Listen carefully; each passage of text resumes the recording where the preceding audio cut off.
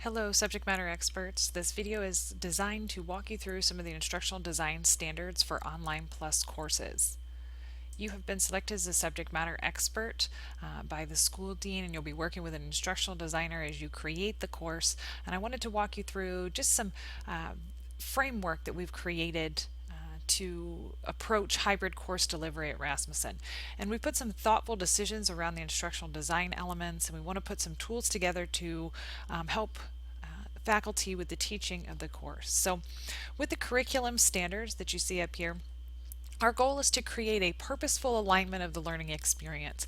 We want to examine desired student outcomes that are going to drive that decision-making process around the optimal learning environment for where a specific activity will take place, either in a live or an asynchronous environment.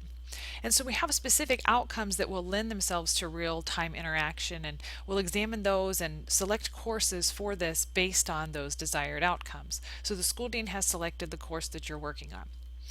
As you work through instructional design, we have some standards that we put together to create some consistency in the curriculum so that faculty know what to expect, so that students can know what to expect. And these instructional techniques can be employed to accomplish these desired outcomes. Again, it's deciding what makes sense to accomplish in a live event or within the asynchronous online course. Being thoughtful about this approach to student learning is essential, we feel, and we must put faculty needs into this mix as well to empower them with information to make good decisions around course delivery techniques, and so that's where the teaching standards component comes in. And these teaching standards are going to ensure that every student has the ability to achieve these specific outcomes no matter which instructor that they have. So we're going to provide some tools for those faculty to help them in delivery of those live sessions. Research backs up everything that I'm saying, and we have something called the equivalency of interaction, where no one type of interaction dominates in the student learning more than any other. But this is why we need to provide this variety of learning opportunities for the students. We need to focus on interaction. That is the key, specifically with the live interaction within a hybrid course. And so you'll work to focus on these three specific elements listed here. It's truly the key in any course, as you know, based on a variety of instructional strategies. And these three pillars, based on Anderson's theory of equivalency of interaction, will be the student-to-student interaction, student-to-faculty interaction, and student-to-content interaction.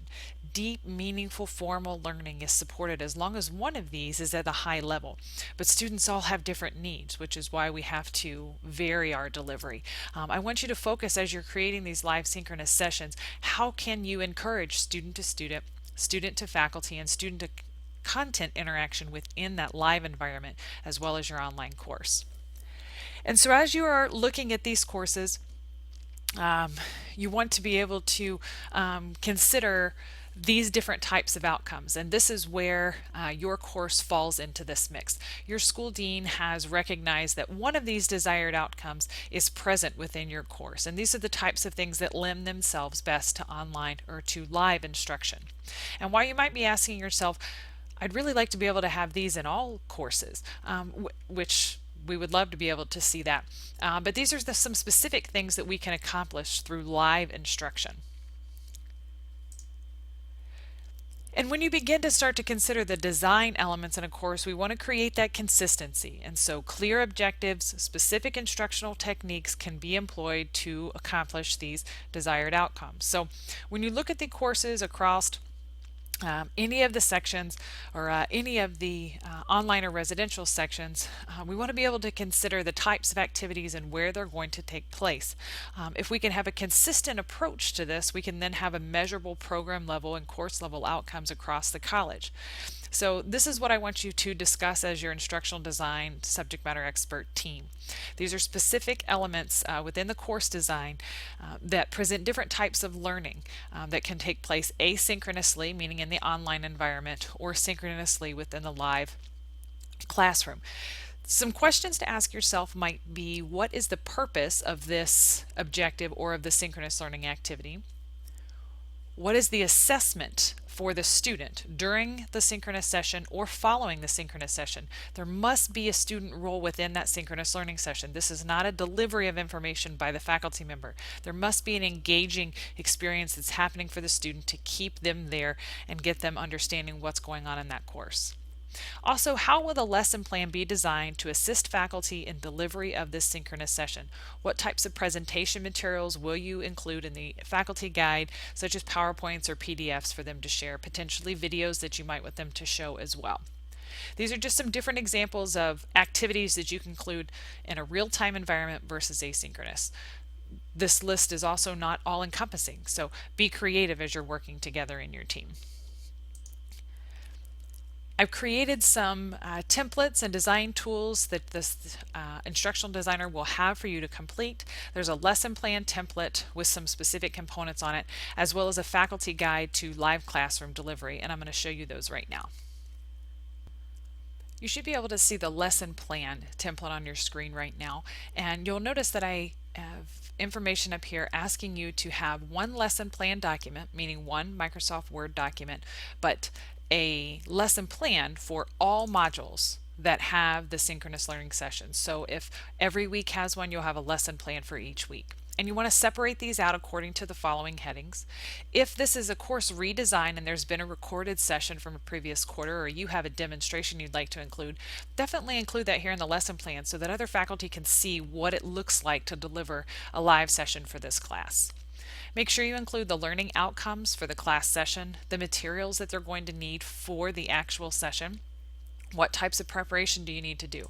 Webcam and headset, those are definitely good pieces of equipment to have if you're going to deliver a quality live session. What does the student need to do to prepare for this session? Providing items here about, do they need to complete an activity before coming to the session? Do they need to have read a certain chapter before coming? What types of things should they do prior to class so that they can make the most of the experience that they have with the instructor? Offered some icebreaker questions here for you, asking that you then provide some sort of session outline. Can be as detailed as you're able to commit here, offering specific examples of learning activities for the student to complete, questions like polls that can be done using breakout rooms, problem-solving activities. If you have video content that can be displayed within the Adobe Connect meeting session, which is where those live classroom sessions will take place, it would be great to include it there. And then if there's an assessment that needs to be done within the course or during the class session, you need to provide that information here for them. What are those different types of assessments that can take place is all going to depend on the type of course that you have. Follow-up is going to be what they need to do after the session in preparation for the next session, but this is just the basic components of those lesson plans. And this document is an instructor guide to synchronous classroom delivery. This is a template that you will go through and create based on some of the comments that I've made over here in helping you to complete this. Always putting the course number in here, looking at the intervals at which you'll have these different synchronous classroom sessions, and be sure to read through this information to make sure it makes sense for your course. Here are some suggestions on when faculty might want to offer their sessions. If there are specific times based on your program that makes sense, because you know that students work during the day, no matter in the program that area that you're teaching, make sure that you recommend that the instructors hold their sessions in the evening. If you know that students are all over the board in terms of what their work schedules will be, then mention that here as well. The why section is really important. You want to provide detailed information as to why the synchronous learning environment was selected for this course. If you're unsure as to what that is, make sure you have a conversation with your school dean so that you guys are on the same page moving forward. In the what section, you want to be able to provide some overview and broad overview of information so that they understand what is the purpose of these synchronous sessions. The details are going to come in the lesson plan, but you can do a broad overview here. Then if there are specific techniques that they should be using throughout the synchronous session to deliver this information, you can include the ones that I've listed here on the screen, or you can add your own. And then follow up, always making sure that they know that the recording should be posted for students to be able to see, and then decide and making sure that they know whether or not this is a graded live classroom session or not, and how they should handle those pieces. So these are the documents that you're going to put together with your instructional designer, following that hybrid framework, really thinking about how that continuum of hybrid course standards for the curriculum, instructional design standards, and then those teaching standards can help us create this consistent environment so that student and faculty know what to expect and that everybody has a positive experience teaching and taking the course. Thanks so much for your dedication to the college. Looking forward to working with all of you soon.